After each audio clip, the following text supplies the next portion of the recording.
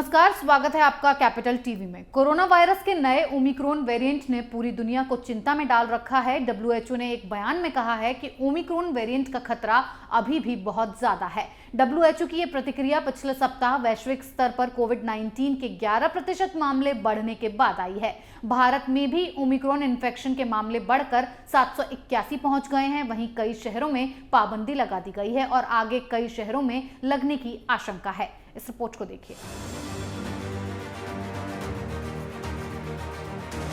Corona virus का नया variant Omicron देश भर में तेजी से फैलता जा रहा है। ओमिक्रॉन अब तक देश के 21 राज्यों में अपने पैर पसार चुका है। स्वास्थ्य मंत्रालय ने ओमिक्रॉन को लेकर ताजा आंकड़े जारी कर दिए हैं। सरकार के मुताबिक देश में ओमिक्रॉन के कुल मामले बढ़कर 781 हो गए हैं।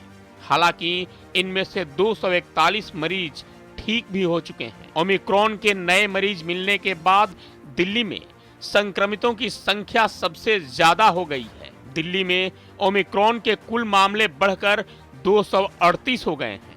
वहीं इसके अलावा महाराष्ट्र में ओमिक्रॉन के मामले अब तक 167 हो गए हैं।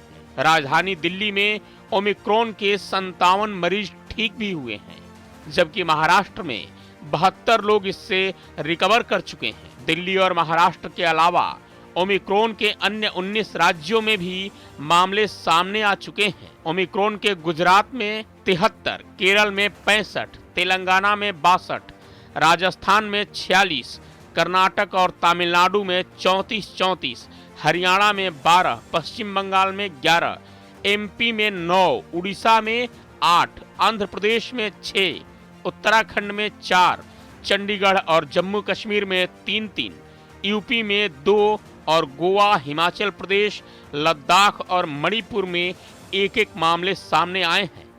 वहीं ओमिक्रॉन के अब तक 781 मामले दर्ज किए गए हैं, तो दूसरी तरफ 24 घंटे में कोरोना के 9,195 मामले सामने आए हैं। इन नए मामलों के साथ ही एक्टिव मामलों की संख्या अब 77,000 से ज्यादा हो गई है। वहीं दिल्ली और मुंबई में पाबंदियां बढ़ा दी गई हैं, लेकिन दिल्ली में अचानक पाबंदी लगाने की वजह से लोगों को परेशानी का सामना करना पड़ रहा है।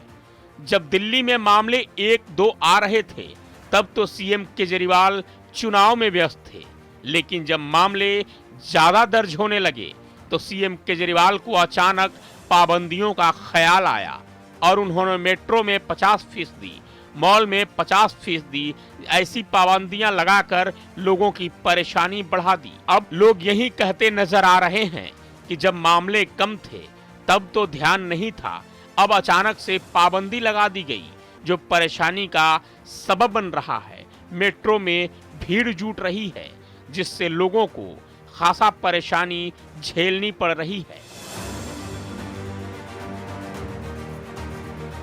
ओमिक्रॉन के मामले जिस तरह से भारत और पूरी दुनिया में बढ़ रहे हैं, उससे ये बात तो साफ है कि अब तीसरी लहर आनी पक्की है। लेकिन सवाल यह है कि हमारी तैयारी कितनी पक्की है, और आपसे आग्रह है कि इस बार सिर्फ सरकार और अस्पताल के भरोसे मत बैठिए। अगर इस महामारी को मात देना है तो सतर्क और सावधान रहें। अपने साथ अपने परिवार का ख्याल रखें, खासकर बच्चों का। उन्हें साफ सुथरा रखें और कोरोना गाइडलाइंस का पूरी तरह से पालन करें। इस खबर में फिलहाल इतना ही। बने रहिए कैपिटल टीवी के साथ। जय हिंद।